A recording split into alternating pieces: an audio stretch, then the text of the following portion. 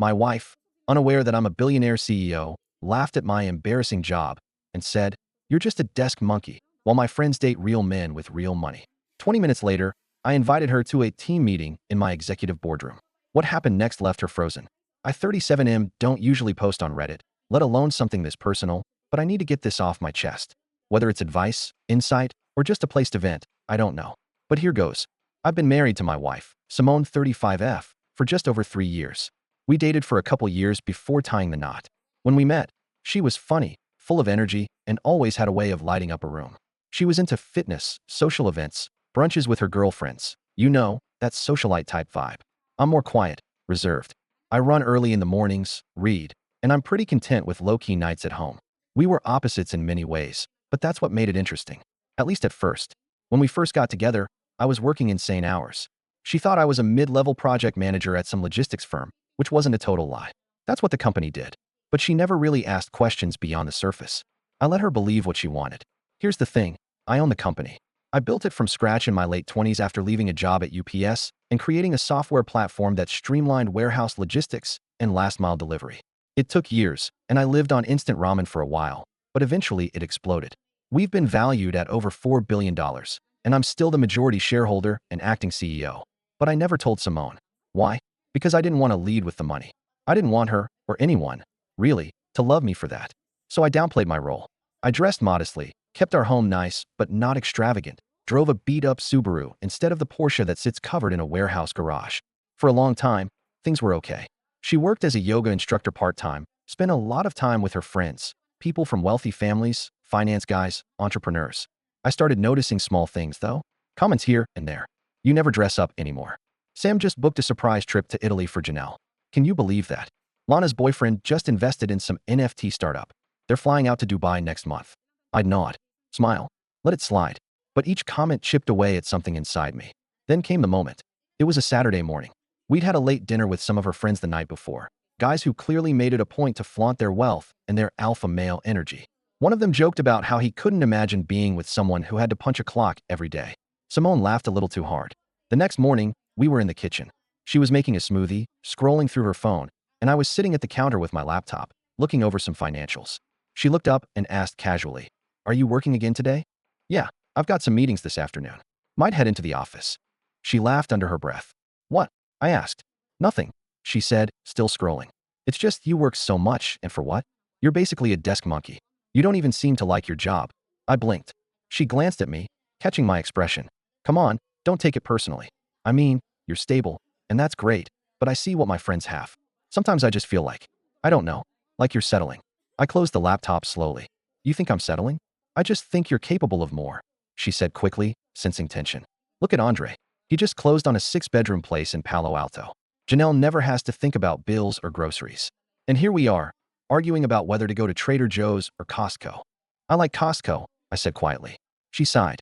"You're missing the point." There was a pause. A long one. "Come with me to the office," I said finally. "What? Come with me? You've never seen where I work." She raised an eyebrow. "Why would I want to do that on a Saturday?" "Maybe you should," I said. She hesitated. "All right, fine. But I swear if you're dragging me to a gray cubicle in some depressing office park." I didn't reply. I just grabbed my keys. We got in my Subaru, dusty, reliable, still had a cracked phone charger cable permanently stuck in the console. She wore oversized sunglasses, flipping through her phone the entire drive. We pulled up in front of a sleek, modern 6-story building in Soma, downtown San Francisco. Floor-to-ceiling glass walls, a private underground parking entrance, rooftop terrace. I parked in the garage and used my keycard to access the private elevator. She looked confused. "Wait, why are we here?" "This is where I work." The elevator doors opened into the executive floor, clean polished concrete floors, custom artwork, panoramic views of the bay. A few staff were in already, prepping for the afternoon meeting. "Mr. Renner," my assistant said, walking over. "Board packets are ready. Claire's setting up the projection in the West Room." Simone turned sharply. "Mr. Renner?" she repeated. "Yeah," I said. She followed me into the corner office. Custom walnut desk, floor-to-ceiling bookshelves, a photo of me shaking hands with the governor. "This is your office." "It is." "Wait, you're the CEO?" I nodded slowly. Her eyes scanned the room like she was trying to make sense of it all. "Why didn't you ever tell me?" I looked at her. Really looked at her. "Because I didn't know if it would change how you see me. And now I think it would have." There was a knock at the door. My COO poked his head in. 10 minutes to showtime. I waved him off. Give me 15. When the door shut, Simone sat down in one of the leather chairs, silent. I'm not a desk monkey, Simone, I said quietly. I've worked 20 years to build this company. I don't wear suits every day. I don't flaunt things. But I've created something that matters. She nodded slowly, her voice suddenly small. I didn't know. I didn't mean to. You did, I interrupted. Maybe not intentionally, but you meant what you said. And if I wasn't who I am, if I really were just a guy with a stable job and a modest life, would that not have been enough for you? She looked away, and in that moment, I realized something. I wasn't angry. I was disappointed and deeply sad because I had loved this woman.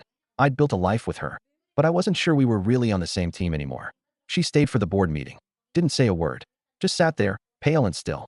When we got home that evening, she didn't speak. She went straight to the bedroom and shut the door. I stayed in the kitchen, pouring myself a glass of wine and staring out at the dark skyline. That night, we barely spoke. Simone stayed in the bedroom. I slept on the couch, even though she didn't ask me to. She just closed the door softly and left it that way. I sat there in the dark, staring at the ceiling, going back over every moment of the last 3 years. What did I miss? Had she always felt this way? The next morning, she came out around 10 a.m., wearing one of my old flannel shirts over leggings. Her eyes were puffy like she hadn't slept either. You want coffee? I asked quietly. She nodded. Please. I poured 2 mugs, handed her one, and we sat in silence at the kitchen island. The same place she'd called me a desk monkey, not even 36 hours before. Now it felt like another universe. After a while, she broke the silence. I'm sorry. I waited. I don't even know where to start, she said. Yesterday, I don't know. I felt like I was living with a stranger. I took a sip of coffee. You were living with the same man. You just didn't care to ask much about him. She flinched a little. I didn't hide things to deceive you, I continued. I just didn't advertise it. I wanted a life where I wasn't defined by money or status. I wanted a relationship that was based on connection, on real compatibility. She nodded slowly. I know. And I messed up. She stared into her mug for a while before speaking again. When we first got together, I loved how grounded you were. You weren't like the other guys I dated. You listened. You weren't performative. But then, I don't know, life moved on, and I got caught up in this bubble. Everyone around me was upgrading. Houses, cars, vacations, handbags, and I started wondering if I'd settled. I looked at her. And now, I feel like a fool, she whispered. She wasn't crying, but her voice cracked in that way where you know someone's barely holding it together. I didn't say anything right away. I didn't trust myself to. I talked to Lana last night, she said suddenly. Told her what happened. I looked up. She said she always thought it was weird that I didn't know more about what you did. Said I took you for granted. She's not wrong, I said. She bit her lip. She also said if I lose you, I'm the stupidest person alive. That one hit differently. I sat back, folded my arms. Simone, I need you to be honest with me, I said. Not about the apology. Not about what you're feeling now. I need to know if I really was what you thought I was, just some mid-level guy with a modest life. Would you have been okay with that long-term? She didn't answer right away. That's what scares me, I said quietly. I think, she began, I would have tried to be. I would have told myself that love is enough. That stability is good. But in my heart, she shook her head slowly. I don't know if I would have truly felt fulfilled. That honesty hurt, but it was real. And for that, I respected her. We sat there in silence again, 2 mugs growing cold between us. Later that afternoon, I packed a duffel bag and told her I was going to stay at the condo downtown for a while. Not because I didn't love her, but because I needed clarity. Space. Something to help me figure out where to go from here. I want to work on this, she said, standing at the front door, arms wrapped around herself. I really do. I know, I replied. And maybe we will. But I also need to know I'm not just someone you're trying to learn to appreciate because of what I have. I need to know you'd be working just as hard if none of that had changed. She nodded, tears finally falling. Please don't give up on me. I didn't respond. I just stepped out, suitcase in hand, and walked to the car. It's been 3 weeks since that day. We've been in couples counseling, virtually, since I haven't been staying at the house. The sessions have been uncomfortable, painful at times, but illuminating. Simone's been trying. She took on part-time work again with a local nonprofit, something she'd talked about before but never pursued. Says it helps her feel like she's contributing to something real. She sends me texts in the mornings sometimes, just thinking of you, or I hope you're okay. I respond, usually. Sometimes I don't. I'm still sorting through a lot. The condo is quiet. I've been spending more time at work. My team has noticed I'm distracted, though no one's asked questions. I guess I'm not as good at hiding things as I thought I was. We had dinner together last Friday. It was simple, home-cooked. She made salmon with roasted potatoes and a salad. We talked about nothing for a while, work, the neighbors, even a stupid reality show she's been watching. It felt familiar, almost easy. But then, when we were clearing plates, she looked at me and asked, "Do you still love me?" I froze for a second. It was the question I'd been avoiding. Yes, I said, but I'm not sure if I trust you yet. Or if I trust us. She nodded, not pushing, just accepting. And that's where we are. Not broken, but not whole either. Somewhere in between. It's strange, you know?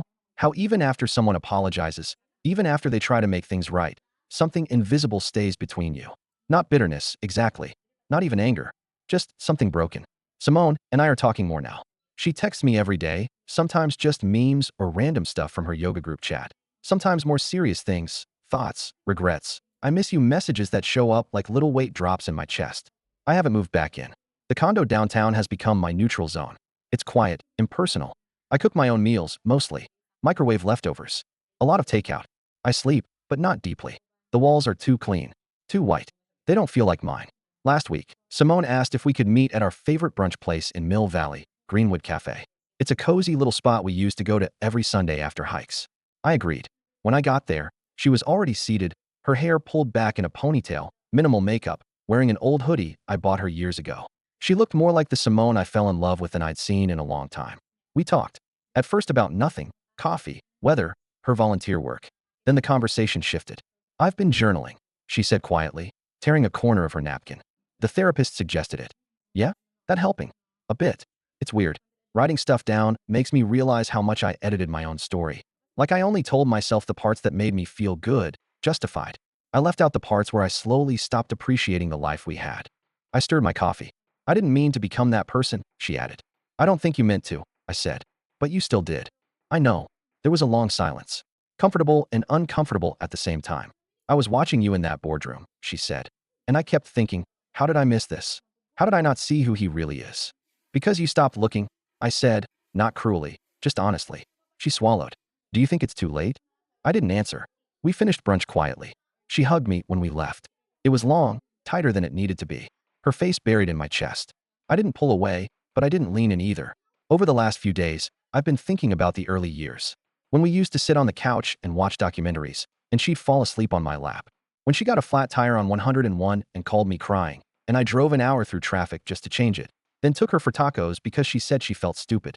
When I got food poisoning on our second anniversary trip, and she sat on the bathroom floor with me for 6 hours, reading Wikipedia articles about jellyfish to distract me from throwing up. That version of her still exists. I've seen flashes of it. But I don't know if that's who she really is, or just who she was when things were simpler, before money and status and social climbing started shaping our world. And I'm starting to ask myself some really hard questions. Would she have married me if she knew the truth from the start? Or would she have run even faster toward the luxury and skipped the part where we built something real? What would I have done if the roles were reversed? Could I forgive her completely if she were in my shoes? Can I now? A couple of days ago, Simone called and asked if I wanted to come by the house. I made dinner, she said. Just if you feel like it. I hesitated. I almost said no. But something in her voice, soft, tired, made me say yes. I walked in to find the house exactly as I'd left it. She hadn't moved anything. My jacket still hung on the same hook. My slippers, and used, by the door. She hadn't replaced them, hadn't cleaned them away. There was jazz playing softly in the background. The table was set. Candlelight. Homemade pasta. My favorite red wine breathing on the counter. You didn't have to go this far, I said, stepping inside. I wanted to, she replied. Not to impress you. Just to show you I care. Dinner was good. Not just the food, but the conversation. It felt natural, not forced. She asked about my week. I asked about hers. We talked like two people trying to rediscover the language they used to speak fluently. Afterward, we sat in the living room. No TV, just music and the sound of traffic outside.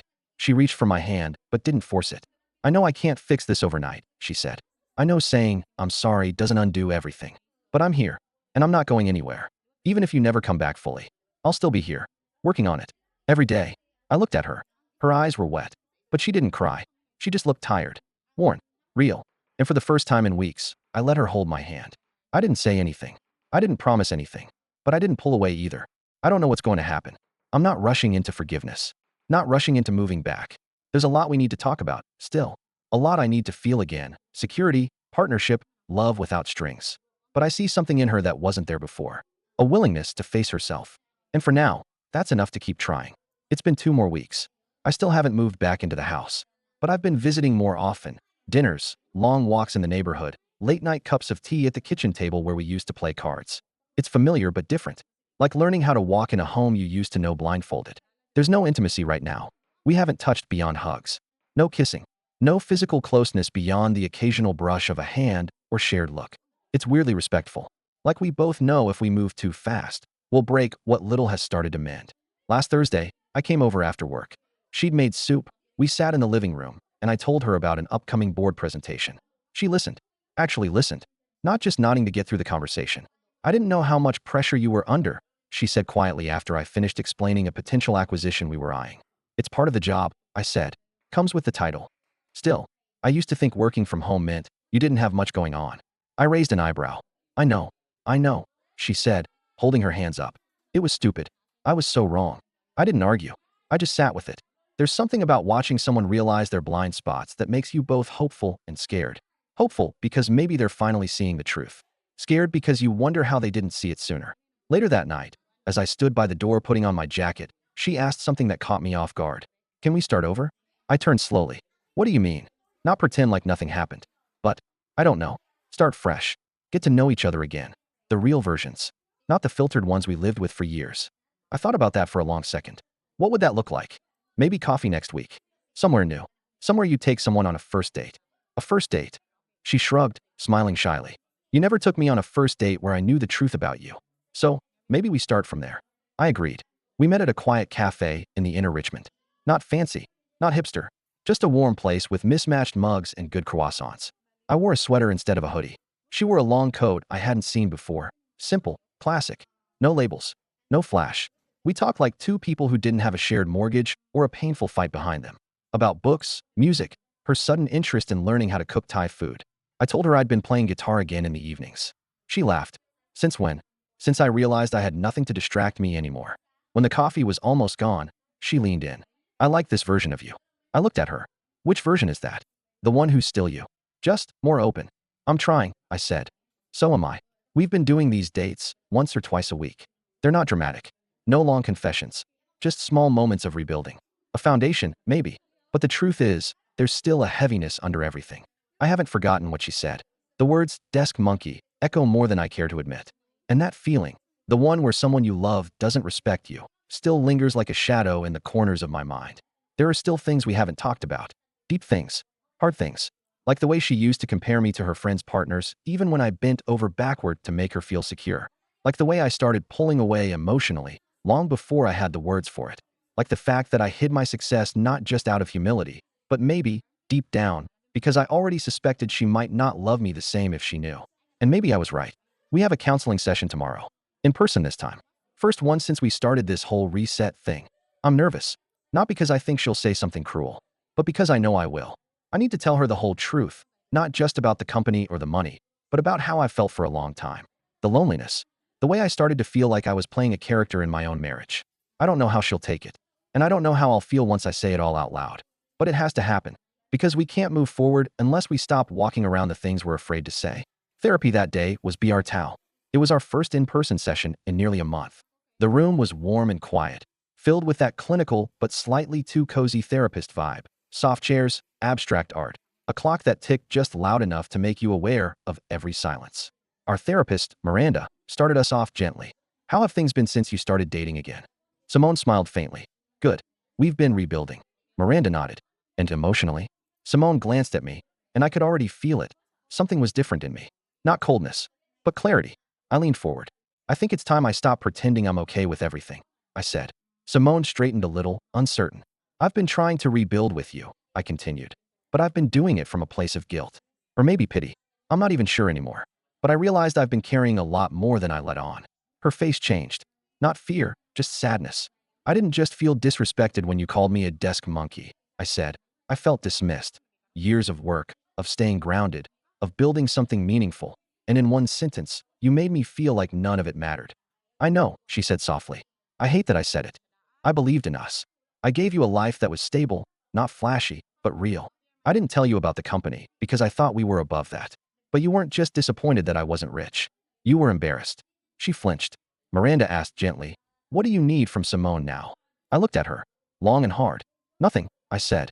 Simone's eyes widened. Wait, what?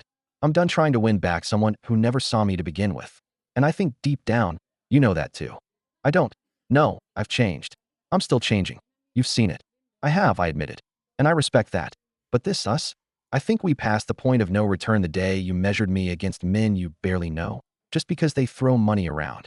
She opened her mouth, but no words came out. Miranda let the silence hang. I've been quiet about a lot, I continued, but I'm not doing that anymore. Then I looked Simone dead in the eye and said, I filed the paperwork yesterday. Her mouth parted slightly. Divorce? I nodded. She blinked fast. But I thought we were trying. You were trying to rebuild what you broke. I've been trying to figure out if I still want to live in a house where love had a price tag. And I don't. The color drained from her face. I'm not punishing you, I said. But I'm not rewarding you either. I want more for myself than being tolerated until I reveal I'm rich. I want to be chosen when I'm simple, loved without labels. Simone was crying now. She turned to Miranda, searching for something, validation, understanding. Miranda just sat still, observing, letting it happen. After the session, we walked out to the parking lot. She followed me to my car. Please, she said. I gave up so much trying to fix this.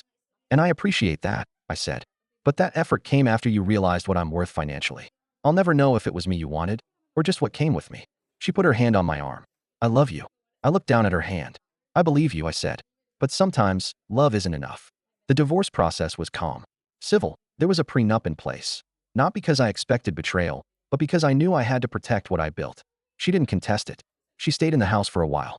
I bought a new place. Nothing ostentatious, but beautiful. Quiet. Coastal. The kind of place you build peace in. I didn't date for a long time. I focused on the company, played music, started mentoring young founders. Found purpose again. Then one day, nearly 9 months after the divorce was finalized, I got a message from Lana, Simone's friend. Hey, I heard what happened. Just wanted to say I always thought you were the most grounded guy in our whole circle. If you ever want to grab coffee, let me know. I never replied. Not because I was angry, because I didn't need revenge through someone else's jealousy. The revenge, honestly, was peace. Was waking up every morning in a home built from my values, not someone else's expectations. Was walking into boardrooms in jeans and sneakers, knowing I didn't have to prove anything. Was knowing the woman who once measured my worth by status now has to tell people why her ex-husband just made the Forbes list, and she let him go. That's it, Reddit. I didn't scream. I didn't cheat. I didn't seek vengeance with money or lawyers. I just walked away. And I kept walking. Until I couldn't even see the old version of myself in the rearview mirror. Still not flashy. Still not loud. But finally, and fully, free.